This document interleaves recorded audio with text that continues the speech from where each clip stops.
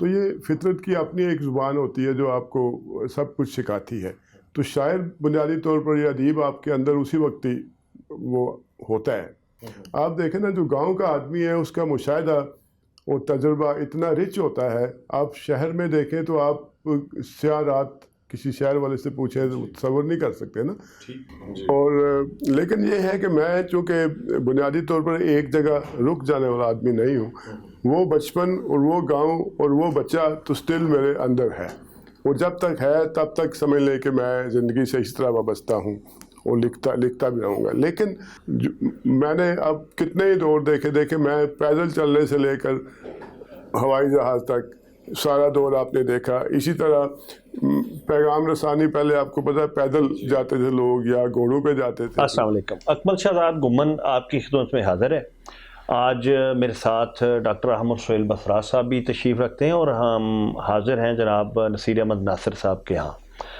ناصر صاحب جو ہیں وہ نظم کا ایک بہت بڑا نام ہے. یہ غزل بھی لکھتے رہے اور نظم میں تو خاص طور پہ جس طرح یہ باری برکم اور مشکل الفاظ کی بجائے سادہ عام فہم اور ایسے ابلاغی الفاظ میں اپنی شاعری کرتے ہیں اور اس طرح لفظوں کو پروتے ہیں کہ جیسے آپ پڑھتے ہیں یا سنتے ہیں تو آپ کے دل میں ان کی آواز, ان کی جو نظم ہے, ان کی جو غزل ہے یا ان کے الفاظ جو ہیں وہ آپ کے دل میں اترتے جاتے ہیں.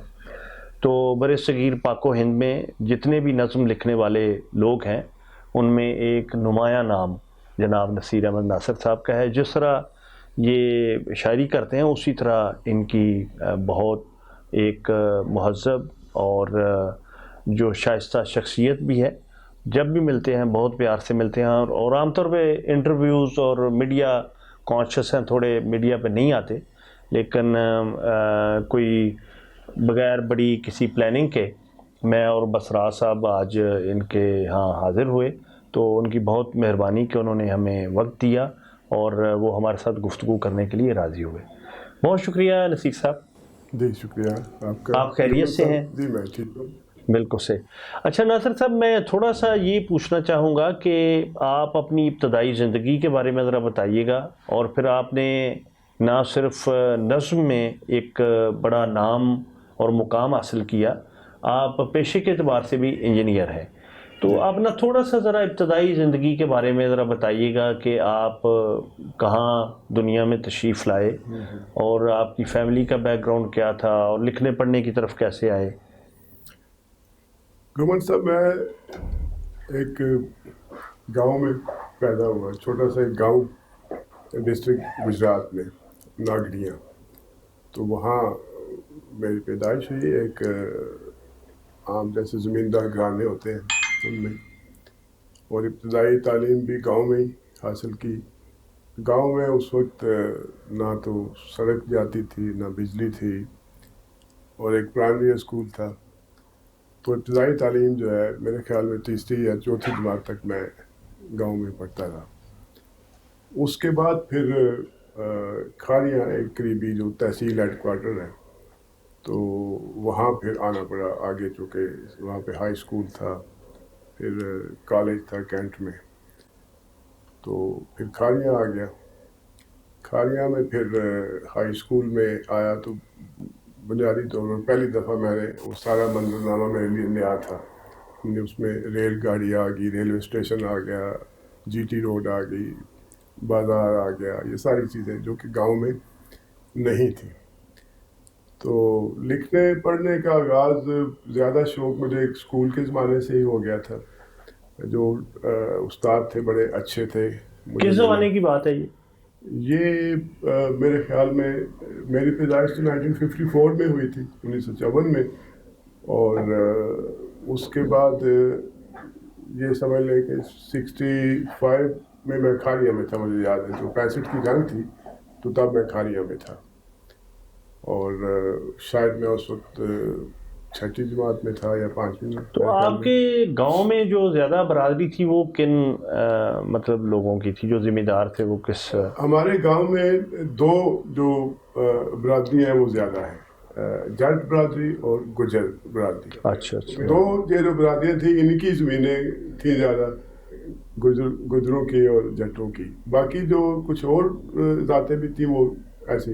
तो गांव कभी आपके अंदर बसता है, या वो अंदर से आपके कभी निकला है, या वो उस ज़माना, वो तहजीब, वो रख रखाव, वो गांव कहीं आपके अंदर आबाद है? गांव कभी निकल नहीं सकता ना, गांव हमेशा रहता है। इस वक्त भी मैं समझ ले के अंदर से वो गांव मेरे अंदर आबाद है। और जो बुनियादी मैं समझता हूँ कि गांव का जो शख्स है ना, जिस तरह उसने सब कुछ चूँकि नेचर से सीखा होता है, ना वो किताबें आपको पढ़ा सकती हैं, ना कोई इंस्टीट्यूशन आपको सिखा सकता है, जो आप नेचर से सीखते हैं। ज़िंदगी की हर चीज़, हर बात, हर मसला वो आप नेचर से खुद सीख लेते हैं। और ये जो गांव है, ये समझे गुजरात जो है शहर और बिम्बर शहर जो आज़ाद कश्मीर का है, उसके दरमियान में आता है। तो इसका कंटूर जो है, और नेचुरल जो इसका कंटूर है, वो लैंडस्केप वो बहुत खूबसूरत है, बड़ा फैसिनेटिंग है। उसमें हर तरह का उसमें मनाजर है, यानी खेत है ऊंची नीची, उसमें पहाड़ियाँ, टिब्बे, नदियाँ, बड़ी शफाफ पानी की, ये सब चीज़ें। तो बचपन जो है बड़ा रिच था और नेचर से सब कुछ आदमी सीखता है। और मैं ख़ास तौर पर शुरू ही से इस तरह था कि गांव में वैसे तो कोई इल्मी और अदबी हस्ती उस वक्त नहीं थी, तो शुरू से ये कह लें कि एक अकेलापन था अदबी और फिक्री हवाले से। तो वो शहर में आके थोड़ा बहुत जब स्कूल में आए तो अच्छे टीचर मिले, उन्होंने फिर लाइब्रेरी का राह दिखाया, पढ़ना शुरू किया। और मुझे याद है कि 7वीं में मैं बड़ी अच्छी अच्छी किताबें पढ़ने लगा था, कम से कम स्कूल की लाइब्रेरी तो सारी पढ़ ली जितने भी। अच्छा नासिर साहब, और भी बहुत सारे जो शोरा हैं या हमारे अदीब हैं, वो गांव देहात से ही ज़्यादातर का ताल्लुक होता है, लेकिन फितरत के साथ इस तरह की वाबस्तगी जो है जैसी आपके यहाँ मिलती है, मतलब आपकी तशबीहें भी फितरत से, आपके इस्तिआरे भी फितरत से, आपकी गुफ्तगू भी फितरत से, ये सारा कुछ आप जज्बे भी, तो आप वहाँ से कशीद करते हैं और फिर आप इन्हें इंसानों के साथ जोड़ते हैं, इंसानी जज्बों के साथ। तो इस तरफ आपका फितरी मेलान रहा जो है फितरत के साथ, जो आपका एक लगाव रहा, वो आपकी नज़मों में भी मुतरशो है। देखिए, ये तो एक बुनियाद आपकी होती है ना। उस वक्त आपको तो नहीं पता होता, ना आपने कभी अरस्तू को उस वक्त पढ़ा होता है, ना किसी और ऐसे शायर या अदीब को। तो ये फितरत की अपनी एक ज़ुबान होती है जो आपको सब कुछ सिखाती है। तो शायद बुनियादी तौर पर ये अदीब आपके अंदर उसी वक्त ही वो होता है, लेकिन आपको पता नहीं होता कि इज़हार कैसे करना है, ये सब चीज़ें आपके अंदर चल रही होती हैं। तो जब आप थोड़ा आगे आते हैं तो फिर आपको पता चलता है कि फितरत से जो कुछ आपने हज किया है। आप देखें ना, जो गांव का आदमी है उसका मुशाहिदा और तजुर्बा इतना रिच होता है। आप शहर में देखें तो आप स्याह रात किसी शहर वाले से पूछे तो तसव्वुर नहीं कर सकते ना, ठीक, चांदनी रात आप तसव्वुर नहीं कर सकते। और मैं जिस ज़माने की बात कर रहा हूँ तो गांव में चांदनी इतनी शफाफ होती थी कि आप किताब पढ़ सकते थे रख के सामने, अंदाजा कर। अच्छा, गांव देहात की ज़िंदगी का आपने जिक्र किया, और जो आपकी वालिहाना मोहब्बत है उससे, बचपन की खेलें कोई यादें आपको, किस तरह के आप, अगर आप खेलते रहे हैं या कोई शरारतें, मतलब किस तरह का बचपन था आपका? बिल्कुल, सारी शरारतें, सारी खेलें, वो सब कुछ जैसे गांव में होता है उस वक्त। जैसे गुल्ली डंडा हो गया या बंटे हो गए, बंटे भी हो गए, और बाहर आवार की खेतों में, ज़मीनों में उसी तरह।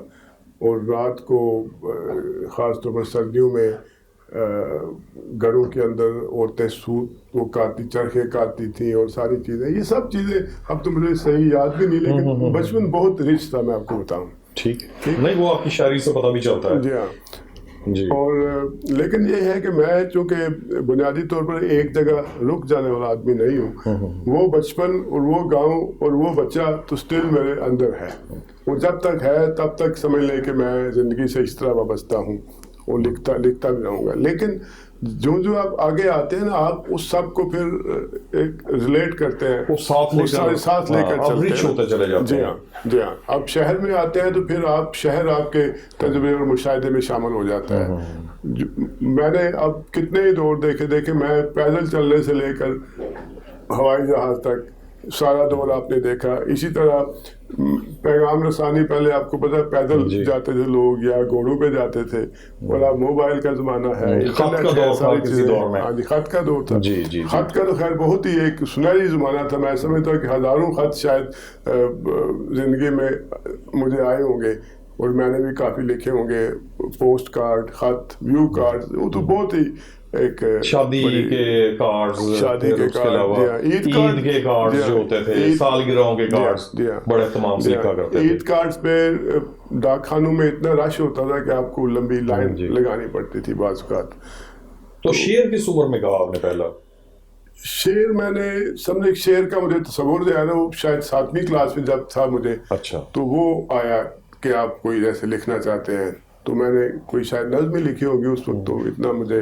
तो किताबें आप फिक्शन की पढ़ते थे, शायरी की, या कोई नावल इस तरह के जो आपने बताया कि लाइब्रेरी से आप बुक्स लेकर किताबें पढ़ते तो थे? सारी उस वक्त तो ऐसा दौर था कि कोई किताब हम छोड़ते नहीं थे। देखें, किताब का जो है ना वो बिल्कुल ऐसे है कि आप मसलन सबसे पहले शुरू करते हैं बच्चों की दुनिया, तालीम और तरबियत, यही सही तरीका होता है जब आप छोटे होते हैं बच्चे। फिर आप स्कूल के ज़माने में, मुझे याद है कि नसीम आज़ादी के नावल लाइब्रेरी में होते थे, वो सारे पढ़ दिए, शायरी को रहा हो, और मतलब जो मुयसर होता था उस वक्त। तो इंजीनियर कैसे बन गए फिर आप? मतलब ये दो अलग अलग हैं, सिमतें हैं। जी हाँ, वैसे तो आज के दौर में तो मैं ऐसे नहीं समझता है अलग अलग सिमतें, लेकिन अमूमी तौर पे ये समझा जाता है।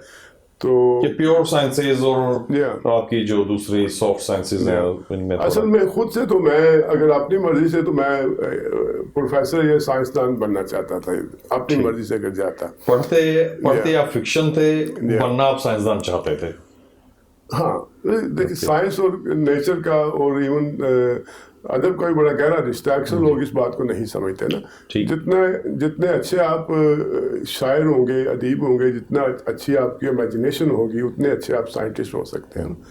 अब पुराने जितने तस्वुरात हैं साइंस के, वो पहले फिक्शन ही था। खुल जा सिम सिम क्या है, अब ऑटोमेटिक डोर्स है।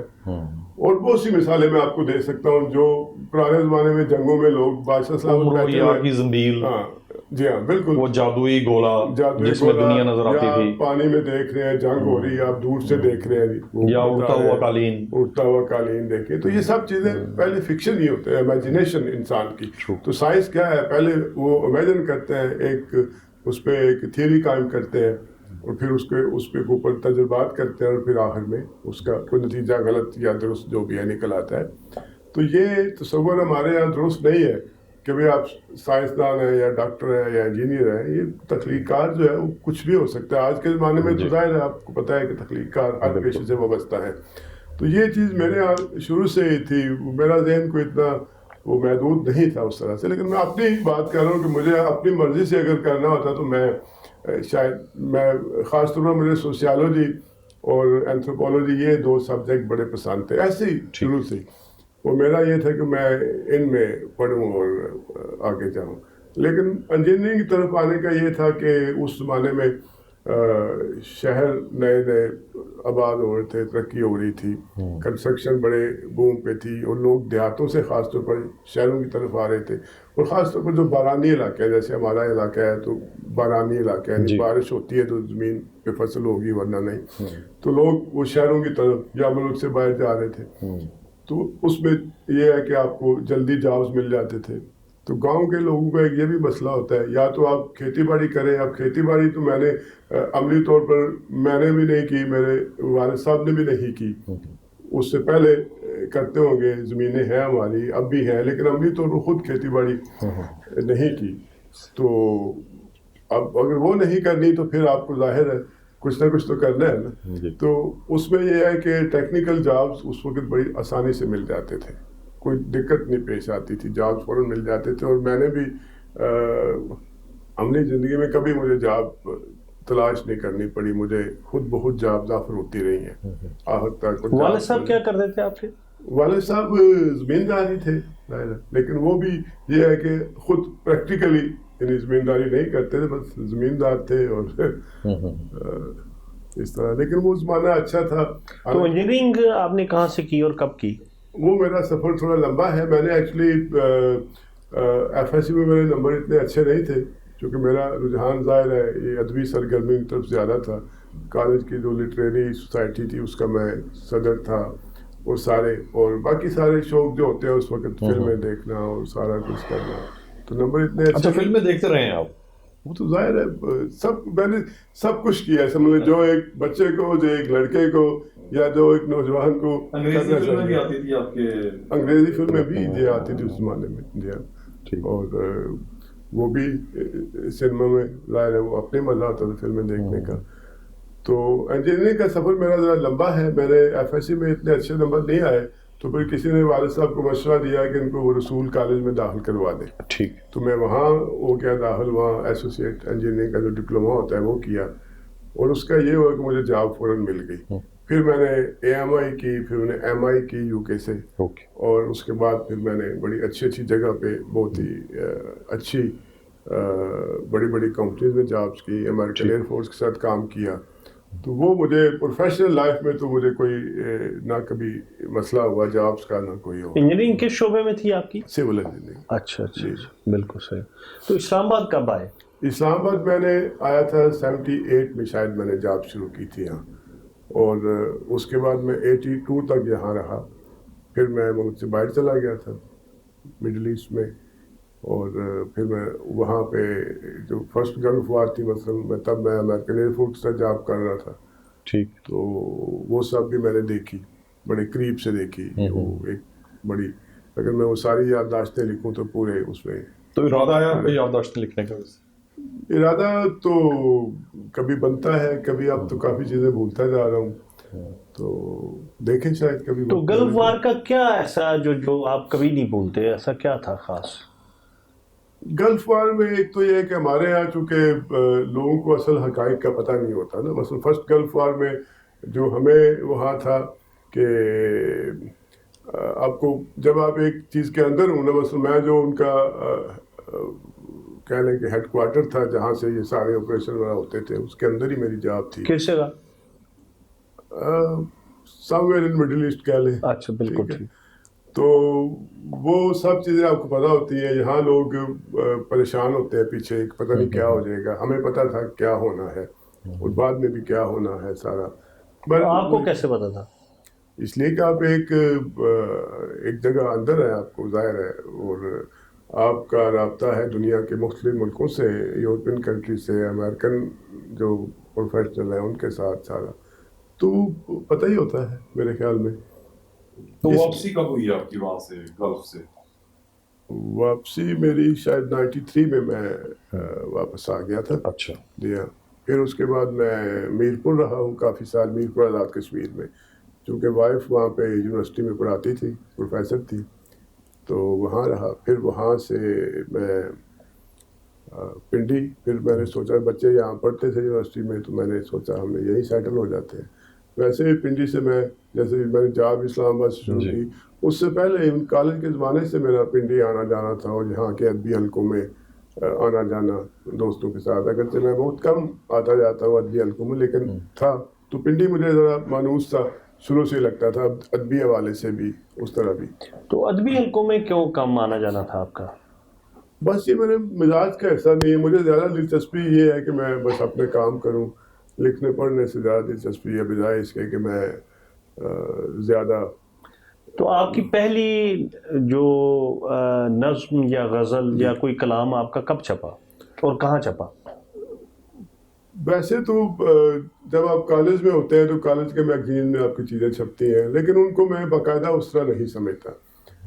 پہلی جو باقاعدہ نظم ہے میرے خیال میں، جیسے میں نے کہا کہ 7ویں جماعت سے تو مجھے یہ شعور ہو گیا کہ لکھنا کیا ہوتا ہے اور کیا لکھنا چاہیے. لیکن باقاعدہ نظم میں نے کالج کے زمانے میں لکھی، اور وہ ایک ہمارے دوست تھے، ان کو کمیشن ملا تو وہ کاکول جا رہے تھے، تو میں نے سوچا کہ ان کو کیا گفٹ کیا دیا جائے. تو میں سوچتا رہا، تو پھر میں نے ایک نظم لکھی اس کے لیے، اور اس کو پھر بڑے اچھے طریقے سے لکھ کے خوبصورتی سے فریم کرا کے، تو وہ ریلوے اسٹیشن پہ جب سیاف کرنے گئے تو وہ اس کو تحفے میں دی. لیکن بعد میں پھر ظاہر بھول گیا، پتہ نہیں اب وہ دوست کہاں ہوگا، اس کے پاس ہوگی یا کسی نہیں ہوگی. ادبی رسالے میں کب ادبی رسالے میں جو ہے نا، سب سے پہلے شاید 73 میں 1973 میں ایک رسالہ نکلتا تھا حیدرآباد سے، نئی قدریں. اختر انصاری اکبر آبادی اس کے ایڈیٹر تھے، تو اس میں پہلی غزل چھپی تھی.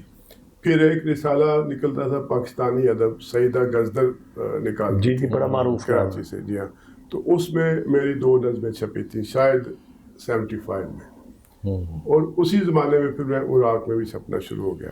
تو کیا آپ کی فیلنگز کیا تھیں جب آپ پہلی دفعہ ایک ادبی جریدے میں چھپے، آپ نے دیکھا تو وہ جو ایک فطری ایک آپ کے جذبات ہوتے ہیں وہ کیا تھے؟ مطلب عمومی تو خوشی ظاہر ہے کہ ہوگی، لیکن کیا مطلب اس کا؟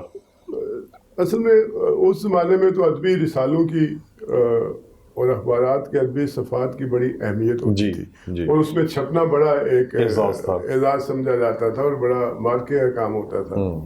لیکن میں اس لحاظ سے خوش قسمت ہوں کہ میں اس وقت بغیر کسی کہہ لیں کسی کی سفارش کے یا کسی کے میں نے اپنی کوئی چیز بھیجی اور وہ چھپ گئی، اور جب چھپ گئی تو پھر ایک سلسلہ چل پڑتا ہے.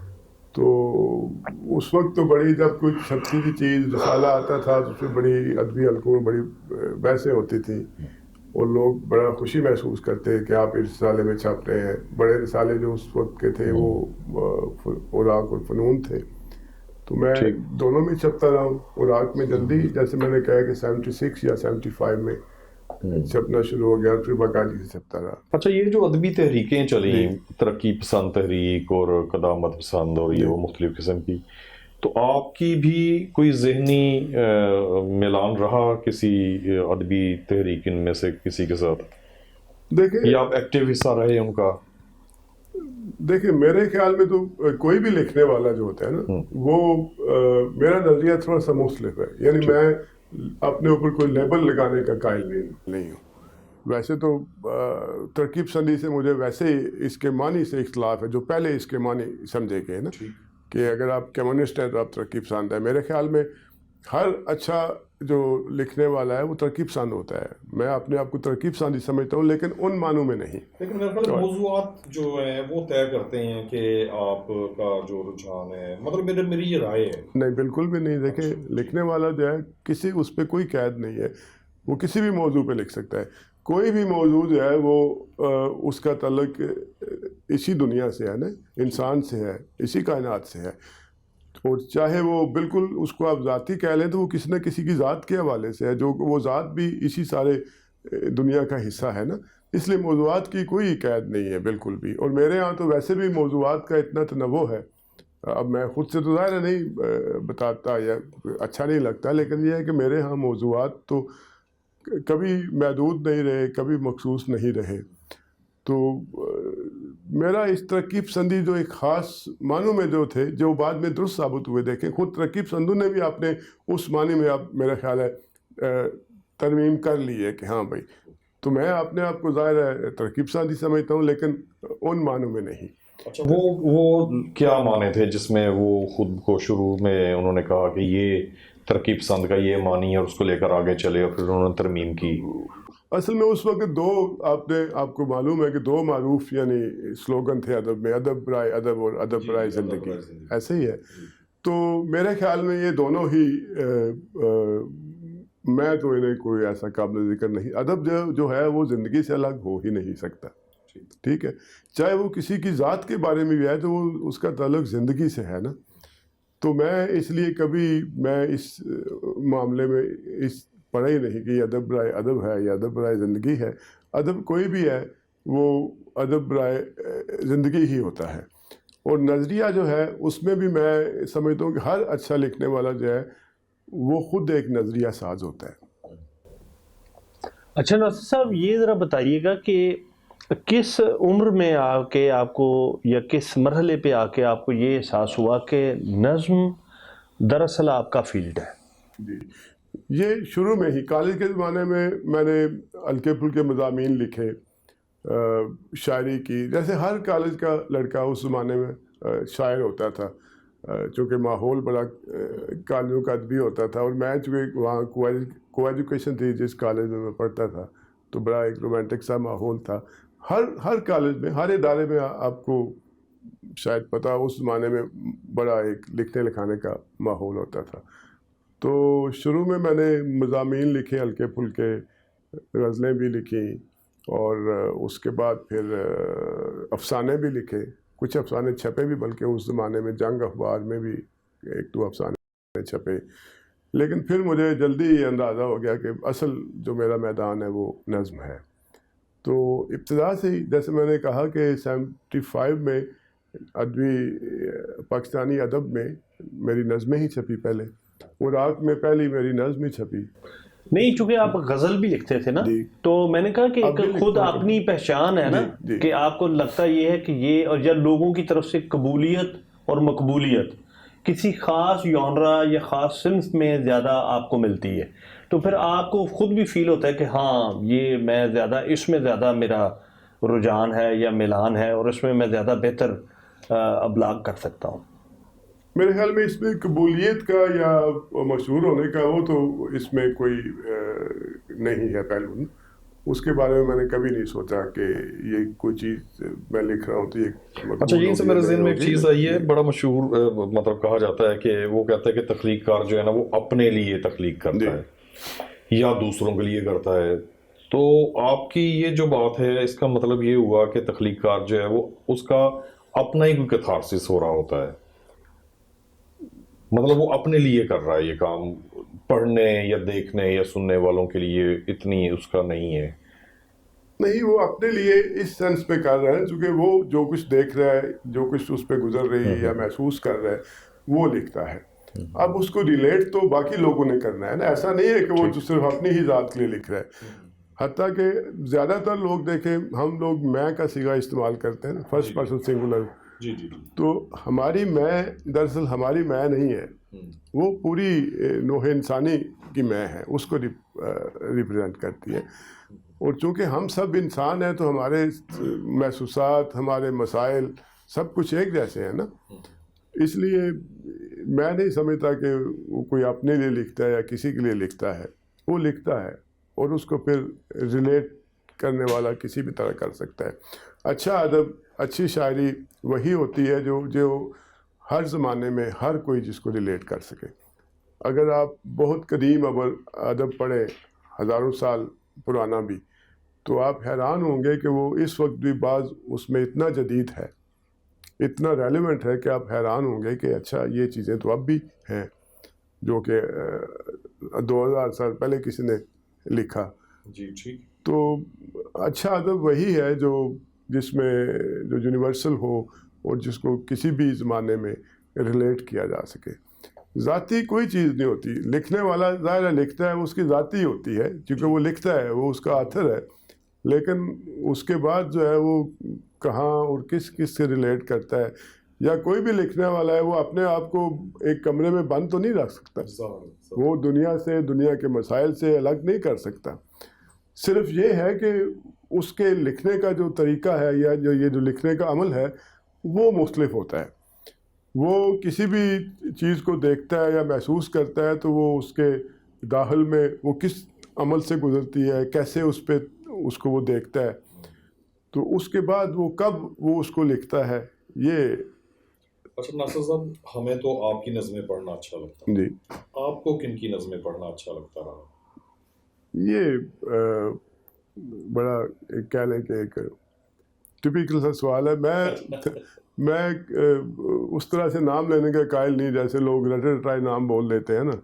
میں دنیا کا کوئی بھی ادب ہو، کوئی بھی شاعری ہو، جو مجھے اچھی لگے، جو مجھے پسند آئے، میں پڑھتا ہوں. نہیں، کلاسیکل شعراء میں مطلب کس کو؟ کلاسیکل تو ہم سب تقریباً پڑھ لیتے ہیں. بہت ہمارے جو میرے دور کے آدمی، ہم تو بنیادی طور پر چونکہ لکھنے پڑھنے سے ہی آگے آئے یا پھر رسالوں میں چھپنے سے، تو وہ ہم اس وقت جو کتاب میسر وہ پڑھ لیتے ہیں. کلاسیکل ہم اس وقت ہی پڑھ لیتے ہیں، بالکل ابتدا میں ہی. ٹھیک ہے نا. اور اب کلاسیکل کو پڑھنے کا مطلب یہ ہے کہ آپ دوبارہ اگر آپ کا دل کرے تو آپ کو نکال کے پڑھ لیں، ورنہ نہیں. آگے چلنا چاہیے.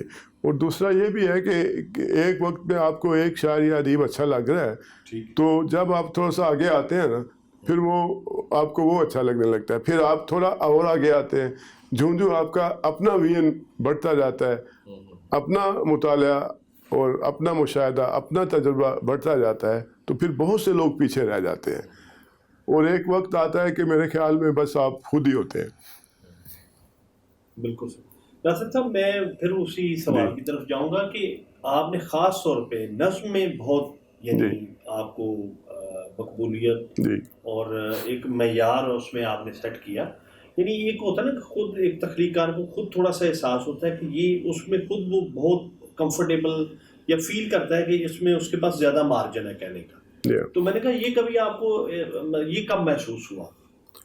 یہ بالکل ابتدا میں ہی مجھے یہ پتہ چل گیا تھا کہ جو آج کا انسان ہے اس نے جو لکھنا ہے اس کے لیے نظم جو ہے وہ بہترین ایک میڈیم ہے. جو دوسری بہت سی اصناف ہیں دوسری لکھنے کی تو وہ ساتھ اس طرح نہیں دے سکتی.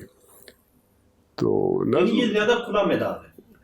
کھلا کے علاوہ جو آج کے دور کے مسائل ہیں نا یا میرے زمانے کے جو مسائل تھے یا اب جو ہیں وہ اتنے کمپلیکس ہیں اور اتنے زیادہ ہیں. دیکھیں ٹھیک ہے نا, آپ نے جیسے گلف وار کی بات کی ہے اسی کو لے لیں, عرب سپرنگ کو لے لیں, اس کے بعد دنیا میں کیا کیا ہوا, افغانستان کو دیکھ لیں, 9/11 ہوا, اور اس کے بعد اب تک دیکھ لیں سیاست سے لے کر یہ جو معیشت ہے وہ سارے, اور یہ سارا جو ملٹی نیشنل فنامنا ہے سارا دنیا بھر میں سرمایہ کا یہ سارا, تو یہ سب چیزیں ہیں. تو اب آپ ان کو دوسری اصناف جو ہیں ان میں جو روایتی اصناف ہے اس میں کیسے, یا تو پھر آپ بہت زیادہ ہی ذہین ہوں. میں یہ نہیں کہتا کہ ممکن نہیں ہے لیکن اس کے لیے ظاہر ہے ہر کوئی نہیں کر سکتا. غزل کہا جاتا ہے کہ وہ کافی مشکل ہے اپنے مضمون کو بیان کرنے میں کیونکہ اس میں کئی حدود اور قیود ہیں. اپنے قافیے کا, ردیف کا, وزن کا, بحر کا, مختلف چیزوں کا خیال کرنا ہوتا ہے. تو نظم میں جو گھمن صاحب کا بیسیکلی سوال اس میں زیادہ آسانی ہے؟ نہیں ایسا نہیں ہے. اس میں تخلیق میں مشکل یا آسانی کی بات نہیں ہوتی نا. غزل کہنا بھی بہت آسان ہے اگر آپ کو عبور ہے اس پہ تو غزل کہنا, بلکہ مجھے تو غزل کہنا بہت آسان لگتا ہے اگر غزل کہنے پہ آپ آ جائیں. یہ بات نہیں ہوتی. نظم کہنا میں سمجھتا ہوں زیادہ مشکل ہے, اور یہاں تک کہ نثری نظم کہنا آزاد نظم سے یا پابند نظم سے اور زیادہ مشکل ہے. لوگ سمجھتے ہیں شاید یہ آسان ہے اور تان آسانی کے لیے لوگ لکھتے ہیں, ایسا نہیں ہے. یہ ہے کہ جو آپ نے کہنا ہے, جو لکھنا ہے, جو آپ کے مسائل ہیں, جو آپ کے دور کے, ہر دور کے ساتھ بدل جاتی ہیں نا, چیزیں بدل جاتی ہیں, مسائل بدل جاتے ہیں, ایجادات بدل جاتی ہیں, زبان بدل جاتی ہے. تو اب دیکھنا ہے کہ کون سی صنف اس کا ساتھ دے رہی ہے. تو نظم اس کا ساتھ دے رہی ہے. دیکھیں پہلے پابند نظم تھی جی, اور پابند نظم بھی بہت بہترین نظمیں لکھی گئی ہیں. اقبال کو آپ دیکھ لیں جی, بہت شاندار بست کتبہ ہے, اور بہت سی نظمیں ہیں جی جی, وہ مطلب پابند حیت کے باوجود وہ بہت جدید ہیں. اور اس کے بعد پھر معرہ نظم آ گئی, تھوڑی سی پابندی کم ہوئی. پھر آزاد نظم آ گئی. آزاد نظم میں بھی اکثر لوگ سمجھتے ہیں کہ شاید اس میں بالکل آزادی ہے. ایسا نہیں, اس میں بھی ایک بیر ایک میٹر ہوتا ہے, اس نے چلنا ہوتا ہے. صرف یہ ہے کہ اس میں اب سطریں چھوٹی بڑی ہوتی ہیں. تو اس کے بعد پھر نثری نظم آ گئی. تو یہ جو آپ آگے جاتے ہیں دنیا میں جو تبدیلیاں آتی ہیں تو یہ جو حیت ہے وہ تبدیل ظاہر ہے شاعری کی بھی ہوتی جاتی ہے. اچھا ناصر صاحب, یہاں پہ میں ایک سوال اور پوچھوں گا, اس کے بعد پھر گھمن صاحب جو ہیں وہ گفتگو کو مزید آگے بڑھائیں گے. وہ یہ ہے کہ آپ نے پرانا ادب جو ہے وہ بھی پڑھا اور آپ اس کا حصہ بھی رہے. اس کا ہم نے جس طرح آپ نے کہا کہ ہم خط سے شروع ہو کے تو اب میسیجنگ کے اوپر اور ڈیجیٹل میڈیا کے اوپر آ گئے ہیں, تو تبدیلی آئی ہے. یہ ٹرانزیشن جو ہوئی اس کے ساتھ ساتھ آپ کیا سمجھتے ہیں انحطاط بھی ہوا یہ جو فنون لطیفہ ان میں؟ میرے خیال میں یہ چیزیں تو ساتھ ساتھ چلتی رہتی ہیں. ظاہر ہے نئی قدریں آتی ہیں تو پرانی قدریں جو ہے وہ بدل جاتی ہیں, اور ہم یہ سمجھتے ہیں کہ یہ پہلے اچھا تھا اب نہیں ہے. اصل میں ہر دور میں اچھا اور برا ہوتا ہے. تو میرے خیال میں اس کو اسی طرح لینا چاہیے اور لے کے ساتھ چلنا چاہیے. اب آپ جو قدریں بدل گئی ہیں تو آپ ان پہ نہیں چل سکتے نا. دیکھیں اب ہم پیدل اسکول جاتے تھے, ہمارے بچے گاڑیوں پہ جاتے ہیں. بالکل ٹھیک ہے. تو لیکن یہ ہے کہ جو بھی تبدیلی آتی ہے نئی تو اس کے ظاہر ہے اچھے اور برے دونوں وہ پہلو ہوتے ہیں.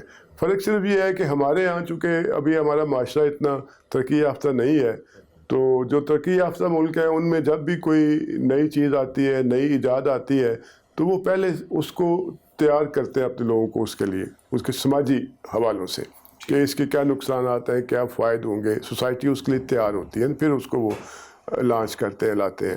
تو ہمارے ہاں یہ چیز ہے ہی نہیں ہے. پہلی بات ہے کہ یہ جو اب ایک نئی صنف آ گئی ہے، اگر ہم اسے صنف کہیں، کہ نظم کا ایک مصرع جو ہے وہ کوئی 4-5 لفظوں کا ہے، اور اگلا مصرع جو ہے کوئی 10-12 مصروں کا ہے، یا غزل جو ہے وہ میں مشاعروں میں اکثر سنتا ہوں، ہمارے نوجوان جو ہیں ان کا مطلب جو ایک روایتی وزن ہوتا ہے شعر کا، وہ اس میں اس طرح سے نظر نہیں آتا. تو اس کو بھی ہمیں اب قبول کرنا چاہیے کہ یہ جو کیا یہ بھی حیت کی تبدیلی ہے؟ نہیں، غزل میں تو دیکھیں وہ تو اس کا ایک سیٹ پیٹرن ہے نا، ایک اس کی کوئی نہ کوئی بہر ہوتی ہے، کوئی چھوٹی بہر ہے، کوئی بڑی بہر ہے. مشہور شاعر ہیں آج کے نوجوان کئی، تو ان کا جب آپ سنتے ہی آپ کو پتہ چلتا ہے کہ ایک مصرے کا قد اور ہے، دوسرے کا قد کچھ اور ہے، تو اس کی لمبائی کچھ اور ہے. نہیں، وہ لمبائی تو چھوٹی بڑی ہو سکتی ہے مصرے کی، لیکن وزن اس کا ایک ہی ہوتا ہے، میٹر ایک ہی ہوتا ہے نا. غزل میں تو گنجائش نہیں ہے کہ آپ اس بہر کو یا میٹر کو آگے پیچھے کر دیں. تو نظم میں بھی جس کو آپ آزاد نظم کہہ رہے ہیں نا، وہ بھی آزاد اتنی ہے کہ اس میں جو ہے مصرع چھوٹا یا لمبا ہو سکتا ہے لاجیکلی، جہاں ایک مصرے کو ختم ہونا چاہیے اور دوسرے کو کہاں سے شروع ہونا چاہیے، لیکن اس میں بھی آپ پابند ہیں جس ایک میٹر کے، ایک بہر کے جو اس نظم میں چلتی ہے شروع سے آخر تک. اور لیکن یہ بہر سے خالی چیزیں جو ہے نا وہ اکثر سننے کو مل رہی ہیں. جو میرا کہنے کا جو ایک مقصد ہے وہ یہ ہے، وہ تو ایک، تو کیا اس کو بھی ہمیں قبول کرنا چاہیے، اس رجحان کو بھی؟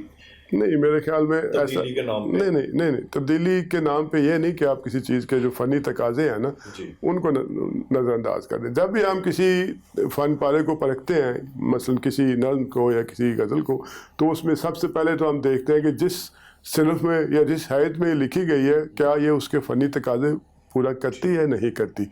تو اگر وہ کرتی ہے تو پھر تو ٹھیک ہے، اگر نہیں کرتی تو پھر وہ پہلے مرحلے پہ ہی اس سے نکل گئی.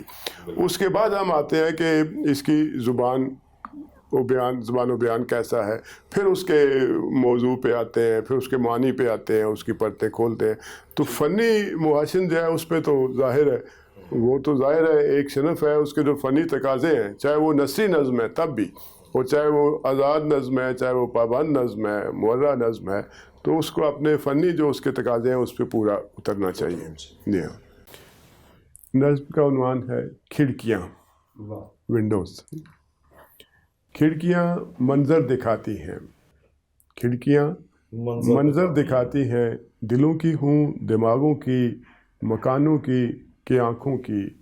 وہ باہر کی طرف کھلتی ہوں یا اندر کی جانب، روشنی اس پار کی اس پار لاتی ہیں. کھڑکیاں باتیں بھی کرتی ہیں، کھڑکیاں باتیں بھی کرتی ہیں، لبوں کے قفل ابجد کھولتی ہیں. کھڑکیوں پہ رات جب تاریکیوں کے جال بنتی ہے، تو عمریں درد کی پاتال سے سرگوشیوں میں بولتی ہیں. کھڑکیاں خاموش رہتی ہیں، زباں بندی کے دن بیداد کی راتیں ستم کے دور سہتی ہیں. کھڑکیاں صدیوں کے خوابوں کی کہانی ہیں، کھڑکیاں صدیوں کے خوابوں کی کہانی ہیں، فصیلوں آنگنوں اجڑے مکانوں کی گواہی ہیں. ازل سے وقت کے جبری تسلسل میں تھکن سے چرچراتے زنگ آلودہ زمانوں کی گواہی ہیں. کھڑکیاں عورت کا دل رکھتی ہیں، کھڑکیاں عورت کا دل رکھتی ہیں، خوشبو دھوپ بارش چاند کی کرنیں ہوا کے ایک جھونکے سے بدن کے موسموں پر کھول دیتی ہیں. اڑا کر کاغذی پیکر انوکھی خواہشوں میں زندگی کو رول دیتی ہیں. کھڑکیوں کے سامنے جب تتلیاں پرواز کرتی ہیں، تو شیشوں سے لگی آنکھوں میں یادوں کی دوپہریں بھیگ جاتی ہیں. سفید و سرخ پھولوں سے لدی بیلیں انہیں جب ڈھانپ لیتی ہیں، تو شامیں خوبصورت اجنبی لوگوں کا رستہ دیکھتی ہیں، مٹھیوں میں جگنوں کا لمس بھرتی ہیں. کھڑکیاں اکثر کھلی رہنے کی ضد کرتی ہیں، کھڑکیاں اکثر کھلی رہنے کی ضد کرتی ہیں. نیلا آسماں بادل پرندے دیکھ کر حیران ہوتی ہیں. ہمیشہ بند رکھنے سے انہیں کمروں کی دیواروں کی سانسیں ٹوٹنے کا خوف رہتا ہے. मकीनों के चले जाने पे डरती हैं, इन्हें भी जिंदगी वीरान लगती है, उदासी काटने को दौड़ती है, खिड़कियां इंसान होती हैं। वाह वाह वाह वाह वाह। हल्की फुल्की नज्म है। बरज़ख धुंधले ख्वाबों का, एक याद कदीमी गलियों की, एक दर्द पुराना रस्ते में, एक रंग अनोखा कलियों का, एक फूल अजब गुलदस्ते में। वाह एक गीत नबाती पत्तों पर, एक बेल सतूं से लिपटी है, वाह वाह। एक सुबह अजल से चमकी है, एक शाम अबद तक ठहरी है, एक चांद रुका है खिड़की पर, एक रात बहुत ही गहरी है, एक दश्त का सीना छलनी है, एक हाथ पड़ा है खंजर पर, एक जख्म लगा है मिट्टी को, एक सब्ज रिदासी बंजर पर, एक हार गुलाबी बाहों का, एक बरगद बूढ़ी सदियों का, वाह। एक बरज़ख धुंधले ख्वाबों का, एक आलम जागती नींदों का, एक उम्र का सारा किस्सा है, दुख दर्द खुशी का हिस्सा है। वाह वाह वाह, क्या अच्छी नज़्म है सर, क्या अच्छी नज़्म। जी बसरा साहब। नसीर अहमद नासिर साहब जो हैं, इनके साथ मेरा जो पहला तारुफ है वो नज़्म ही है, और इनकी नज़मों के सहर में जब मैं गिरफ़्तार हो चुका और उनमें भीग चुका, तो फिर इनसे मिलने की जस्तजू जो है वो जागी, और मेरा दिल किया कि मैं ऐसे शख्स को मिलूं कि जिसने ऐसी खूबसूरत, उदासी से भरी, उम्मीद से भरी, दुख से भरी नज़में जो हैं, और रोमान से भरी, मोहब्बत से भरी, जुदाई से भरी, हिजर की नज़में, मिलन की नज़में, इतनी मुख्तलिफ़ नज़में, इतने मुख्तलिफ़ मौज़ूआत की नज़में जो हैं वो कहीं हैं। तो फिर इनसे मुलाकात भी हुई, तो चंद एक नज़में कि जो मैंने पहले पढ़ी और मैं इनकी मोहब्बत में गिरफ़्तार हुआ, वो मैं आपके साथ शेयर करता हूँ।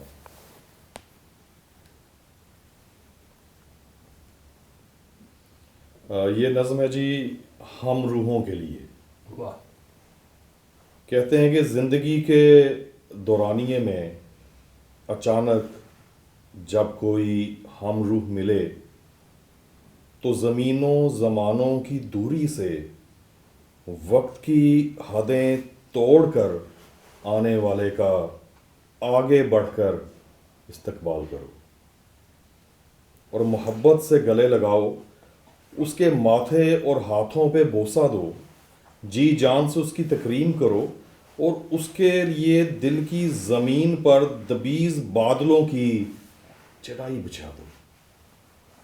बातों से उसका दिल बहलाओ, थका हुआ महसूस करो तो उसके पैरों को नरमी से सहलाओ। उसे नींद आने लगे तो अपने हाथों को उसका तकिया बना दो, और उसकी खातिरदाश्ती में कोई कसर बाकी ना रखो, ताकि वो लंबे सफ़र की दामानदगी भूल जाए। कायनात के अजीम घुमाव में हम रूहों का मिलना मौजज़ाना खुशियों से कम नहीं होता, वरना हम रूहों के सितारे कभी नहीं मिलते। कोई वक्त से पहले आ जाता है और कोई वक्त के बाद। हम रूहों के असफार लंबे होते हैं और पड़ाव मुख्तसर। उन्हें कभी खाली हाथ रुखसत ना करो, और हसीन तरीन यादों के साथ अलविदा करो, ताकि अगले सफ़र के लिए उनके कदम हल्के हो जाए। देखिए आपने इतनी अच्छी पढ़ी है, मैं तो कहता हूँ मेरी नज़में सारी आप ही सर वो पढ़ के सुनाए, मुझसे सुनने की बजाय। अच्छा, एक नज़्म है सर आपकी, उसका उन्वान है मोहब्बत का साइड पोस्ट जी।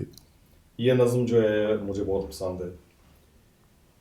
आप कहते हैं कि जिंदगी की सीढ़ियों पर बैठे बातें करते हुए हम देखते हैं कि वक्त कैसे लुढ़कता भागता गुजर जाता है, और नहीं जानते मोहब्बत होने में एक लम्हा लगता है या उम्रें सर्फ हो जाती हैं, लेकिन इतना जानते हैं جب محبت ہوتی ہے تو ہم گملوں میں پھول اگانے، تصویریں بنانے، شاعری کرنے، انجان دیسوں کا میوزک سننے اور درد کی آواز پہچاننے لگتے ہیں۔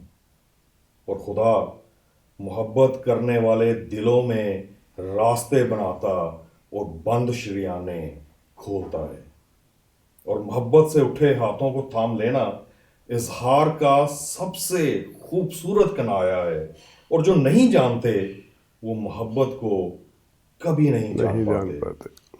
یہ سچ ہے کہ ڈب کھڑبی کائنات میں سیدھا کچھ نہیں، لیکن یہ بھی سچ ہے محبت میں جھوٹ نہیں ہوتا۔ بس یوں سمجھو محبت دستک دے کر نہیں آتی، یہ ہوا کی طرح آتی اور بادلوں کی طرح برستی ہے اور سب کچھ دھو ڈالتی ہے، روحوں تک کو نچوڑ دیتی ہے۔ اداسی محبت کا سائیڈ پوز ہے، اسی لیے محبت کرنے والوں کو اچھی لگتی ہے اور جا بجا چھائی رہتی ہے۔